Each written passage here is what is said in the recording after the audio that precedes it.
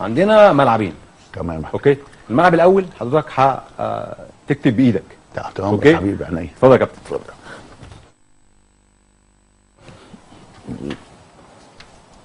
محمود ابو الدهب حبيبي. عندك اختيارين: تشكيل النادي الاهلي على مر الفتره الزمنيه من ساعه انشائه لغايه النهارده، يا اما منتخب مصر. اللي يريح حضرتك يعني عايز تكتبه. يعني بسم الله الرحمن الرحيم. يعني اولا تبدا بمين؟ بعصام الحضري. لا، مين، اهلي ولا منتخب؟ لا خلينا في المنتخب. خلينا في المنتخب. اتفضل يا كابتن. يعني في عصام الحضري طبعا. تمام.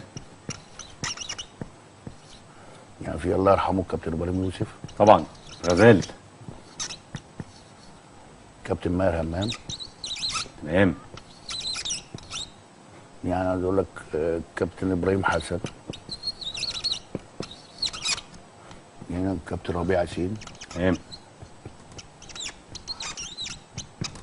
تمام. تمام. يعني عندك هنا يعني كابتن هادي خشبه. تمام. احط ناحيه الشمال يبقى في كتير بصراحه، لكن ناحيه الشمال هيبقى موجود ياسر ريان. تمام. هنا ناحيه اليمين هيبقى موجود.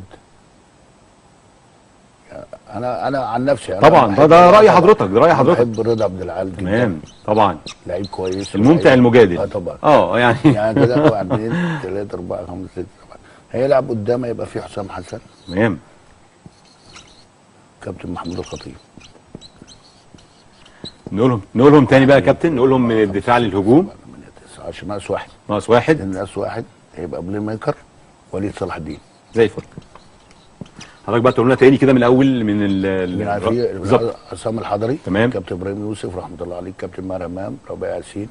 مع احترام الالقاب طبعا. كابتن امام حسن. هادي خشبه. رضا عبد العال. ياسر ريان. وليد صلاح الدين.